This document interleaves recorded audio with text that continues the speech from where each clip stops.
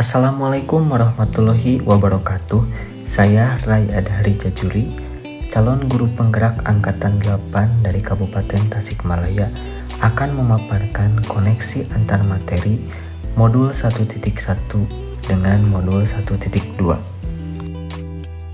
Pada kesempatan kali ini saya menggunakan model refleksi 4P, yaitu peristiwa, perasaan, pembelajaran, dan penerapan di dalam melakukan koneksi. Yang pertama adalah peristiwa.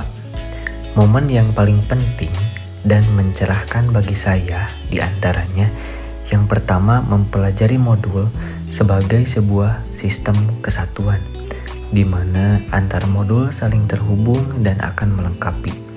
Modul 1.1 mengenai filosofi pemikiran Ki Hajar Dewantara merupakan sebuah pondasi, dan modul 1.2 nilai dan peran guru penggerak adalah pilarnya.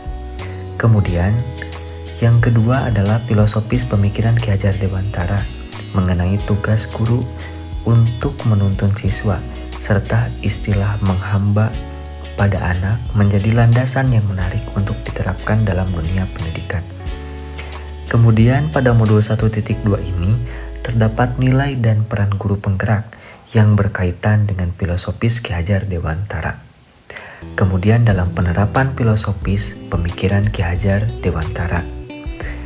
Yang terakhir adalah menerima materi dan berdiskusi dengan baik dengan instruktur, fasilitator, ataupun pengajar praktik, juga dengan rekan-rekan calon guru penggerak lainnya. Itulah momen yang paling penting dan mencerahkan bagi saya. Antara modul 1.1 dan 1.2 ada keterkaitan, yaitu berpihak pada murid di dalam modul 1.2 itu berkaitan dengan menghamba pada anak dalam filosofis Ki Hajar Dewantara pada modul 1.1. Kemudian yang kedua adalah perasaan. Saat momen ini terjadi, saya merasa bagaikan seorang penyelam yang mendapatkan mutiara, juga seorang penambang yang mendapatkan berlian. Alangkah senangnya. Perhiasan itu ibaratkan ilmu. Begitu berharganya untuk para penyelam dan penambang. Sebagai buah apa yang dilakukan berhari-hari, berminggu-minggu, bahkan juga berbulan-bulan.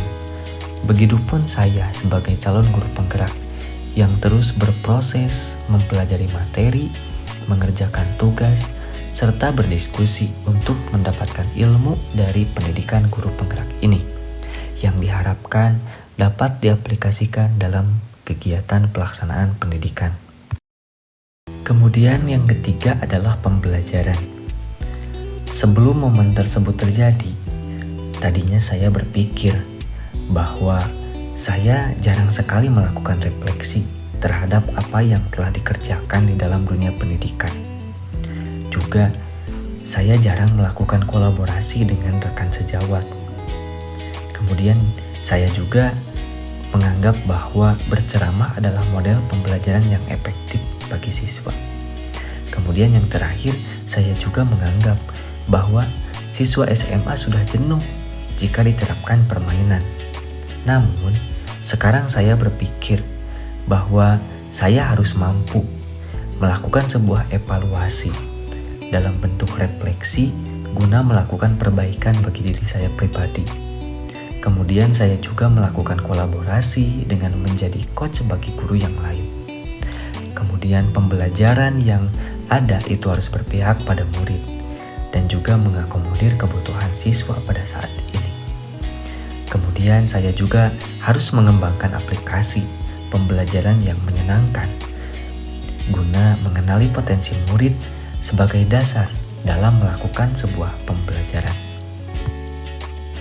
Kemudian yang terakhir adalah penerapan.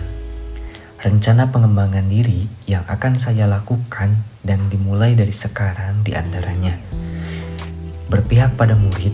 Saya akan menuntun murid sesuai dengan potensi yang dimiliki oleh siswa. Kemudian inovatif. Saya akan melahirkan beberapa karya yang bermanfaat dalam dunia pendidikan di lingkungan sekolah. Kemudian dari segi reflektif, saya akan melakukan berbagai macam evaluasi diri secara rutin dan sistematis. Kemudian dari segi mandiri, saya akan melakukan gerakan karena inisiatif dan keinginan sendiri. Kemudian yang terakhir adalah kolaboratif. Dalam kolaboratif, saya akan meningkatkan jiwa kerjasama sesama profesi. Itulah koneksi antar materi modul 1.1 dengan 1.2 yang telah saya paparkan. Mudah-mudahan dapat bermanfaat.